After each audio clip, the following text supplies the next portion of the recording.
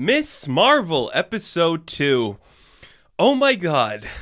A Marvel series on Disney Plus actually knows how to pace its story. Holy shit, it's like if you actually try to make these episodic as opposed to a 6-hour movie, they flow good. This series is the best thing they've done. I'm sorry, this is it. They have proven to me, and I think to the larger world, that when you get the right talents who actually want to make television, you do make television. Oh my god, I am blown away. Like, this is just a great continuation of the last episode because it doesn't have to shoehorn in an ending. It knows what it's doing. It sets up a cliffhanger like the end of the last episode. It's perfect.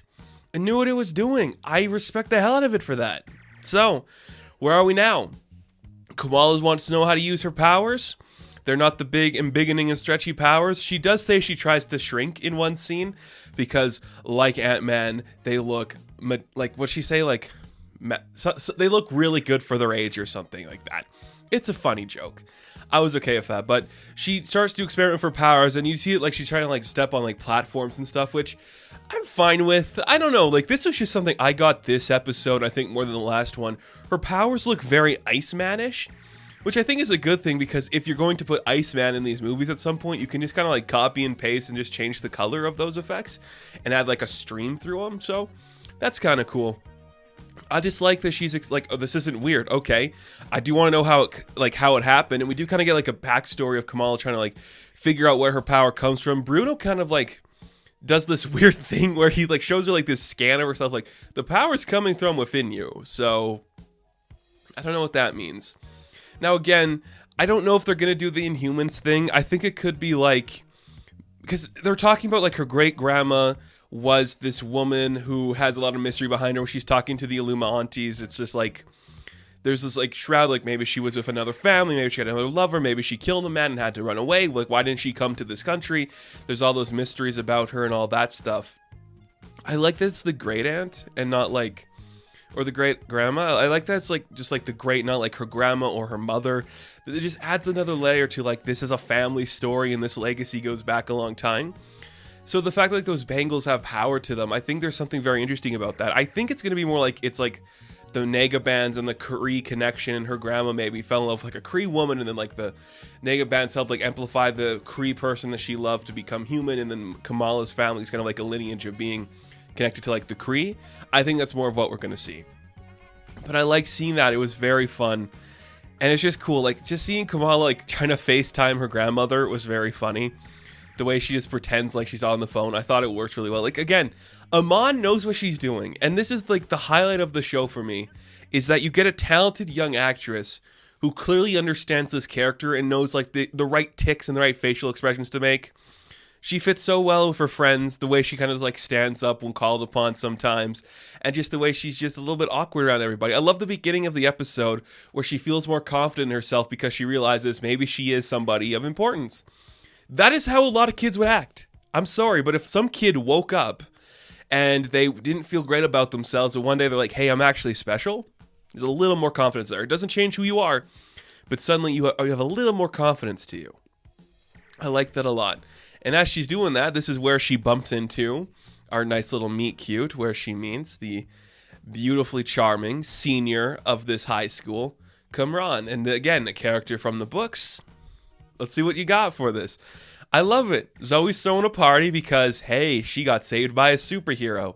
And again, it's a high school party episode. And it's fine. It's kind of silly. Like, Kamala accidentally, like, drinks something for a second. I'm like, okay, that's kind of cute. I just like to see that the cops come busting in for no reason.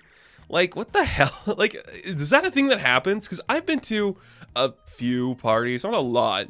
The cops have never shown up. So is that a thing that happens regularly in, like, America? It hasn't happened in Canada. Should, though. But whatever. So it's kind of fun. Kamran just starts talking to them. I love the way Kamala's just watching him with like a sack because she can't talk properly. It's very funny and very cute. And he's like, hey, why don't we get in my car? I can drive. I'll take us out of here. And Bruno instantly gets jealous. And of course, that's what's going to happen here. They're really trying to set up Bruno as a certain type of character. I hope they don't stick to like the love scorn guy. Because look, we get it. We know what he is. He also could go to Caltech, which I know it's not a big deal, but if he does go to Caltech, I wonder if that's going to connect into Armor Wars somehow, and maybe he's going to have like a connection with Riri. I don't know. It could be something that happens. Maybe like she goes to Caltech or something, and they meet and they start to like have a connection. He's like, yeah, I know Miss Marvel. He's like, oh, okay. That's kind of, I don't know. We'll see.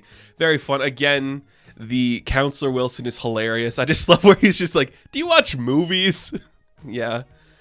This is the part of the story where like you're the hero. It's like you're a Jedi, or you can come work for this perfect fashion place. You say yes. I'm like, that's brilliant.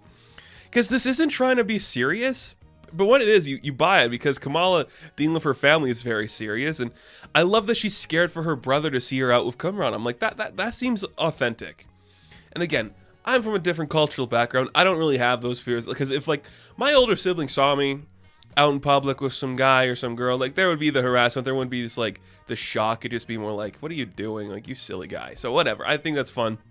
I love the way that they just set up this really dumb story that it's their cousin, and he actually buys. He's like, oh yeah, I think I remember you, man. Look at you filled out great. Like, I'm gonna call you Kamran.com. Like, I love it. But you just see his fiance is just like, okay, I see what you're doing. It's hilarious, and it just works well. I love the actor playing her brother. He is just so perfect, just stiff and weird, but still very modern and traditional at the same time. I love it. He's doing a fantastic job. Just the way he's interacting and playing off the world. I love it. And Natya, is that the name of her best friend? I like her story a lot here because, again, we're setting up Kamala to like take those steps into becoming the hero, being the public face of not just like a culture, but of a generation. So she is slowly deciding how she's going to take those steps. And the thing is, like, kind of right now, she's pushing her friend. I think it's Natya, right? Or Nakia, something like that. She's pushing her friend into becoming like the face. So she's like, hey, you should run for mosque board. And like, you can actually help things out here for the female side of this mosque and get us like some better mats and better things and like stop people from stealing our shoes. We'd actually feel better, you know? Maybe that's what we should do. I like that because it's like, that's realistic. Kamala's still not ready to put herself out there. It's the reason she's wearing the big like Captain Marvel helmet at the end when she's saving the kid. I'm like, this is very fun. I believe it. I buy that. I think it's a great way for her to kind of like step up to become that role. And of course, she just talked her friend into becoming like just running for the mosque leaders. And I love the scene where she's talking to Kamala's dad, like, you know, I know he's your best friend, but like, you're really like not discriminating. You're like, you have two young girls here, practically your other daughter and your daughter, whose future are in jeopardy because you won't let us do anything with this. And do you really want to destroy our futures? It's beautiful blackmail. I love it. It's just such a fun show. And I'm just like, this is it. You're just telling standalone episodes. There's a narrative going through it. Kamala and his mom show up at the end. Of course they do. You're just doing standalone episodes. It doesn't feel like a rushed story. It's just like we're spending time in this girl's world. This is where she would go this day of the week. Here's all the friends she would hang out with. This is how she interacts with everything. It's authentic. It's powerful. And I'm just digging it a lot. It's doing everything right. Everything right. I'm just super impressed with what this show's capable of. The family tensions are there. The family suppers are there. I know it's a very big deal in some cultures, just having everybody at the dinner table. I love the way it feels where they're just joking with themselves and how it's just, you see that Kamala's brother and his fiance are not too well versed in each other's lives yet, but there is a sense of companionship and care there where they're just trying to figure out each other's identity still. I love the scene where they're all talking about Bon Jovi and he just can't understand why people like him. It's like, it's a Jersey boy. You gotta love him. Like, that's where we are now. It's cool. I like that. It's kind of fun. It's doing everything right. Every character feels natural. Every piece of dialogue feels natural.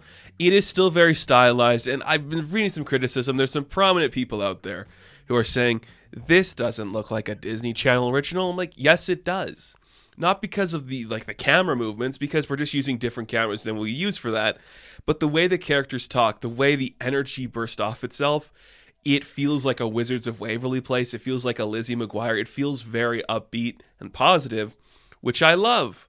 I think that's very cool. And we get a nice scene at the end where Kamala is actually going to go save a kid because for some reason he wants to take a selfie. The top of the mosque almost falls off.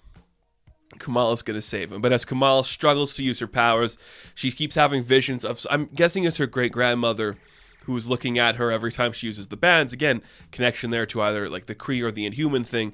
I'm leaning towards Kree. I know they're the one and the same, but you know what I mean. I'm leaning more towards that. She almost drops the kid, and then you see like everyone who's watching this from the ground is like interested in what she's doing. She's like, this woman is saving him. I love seeing that. But when she almost drops him, she starts to let's like build the platforms to get him to the ground. He's alive, but now suddenly the tables have turned on her. She's going to be an outlaw in a sense. I like that. And then we see that the government comes after her. Ooh, scary. Gets in a car of Cambron, and that's where she meets the mother. And we're going to be setting up a fun connection there. Again, this is it. It's just brilliant. I love every scene of this. Just the family dynamics, the characters, everything is working better than any other show they have done in a long time. And I haven't smiled like this in a long time. There are certain moments where I'm like, oh, this is kind of high school cringy. But that's the point. We're trying to say it's high school cringy, so I can accept it for that when it's telling those kind of stories. It's just very well done, very well acted. I am super impressed with what this is doing. Again, this one stays a little bit further away from the larger Marvel universe. I think it's working for the benefit of it. I compare it to something like Stargirl, and I love Stargirl. You guys know I love Stargirl. It's one of the only like superhero programs that have actually made me cry. Kamala Khan is a way more interesting character than Courtney. Her family's more interesting and dynamic, and the energy is way better. I still love Stargirl a lot, but Miss Marvel is surprising me in ways I wasn't expecting it to, and I'm a huge fan of this character and the original series. I love what this is doing. It's very fun, very fast. So she's getting her powers. Suddenly, she's turning against her powers. Wants to know where they come from. It's there definitely a family connection from her mother's side. Her friend is trying to like run the mosque now, kind of build up her reputation and being like the voice of a generation. Maybe Bruno's going to leave, and now Kamala has a guy she kind of likes, and they hang out together and like the same type of Bollywood movies. I'm like, yeah, this is real. I like it. It's very fun.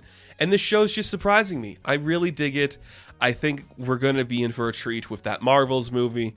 I hope it's worth it, because I think Iman's got a long career ahead of her, not just as Kamala, but as a fantastic character and a fantastic actress. So that's going to do it for this review of Miss Marvel. Now, thank you guys so much for watching this video. Be sure to like and subscribe to the channel. As always, you can check me out on Instagram, TikTok, and Twitter. And as always, I will catch you in the next one. Have fun. Stay safe. Good luck. I don't know why I did that, but yeah, you get it.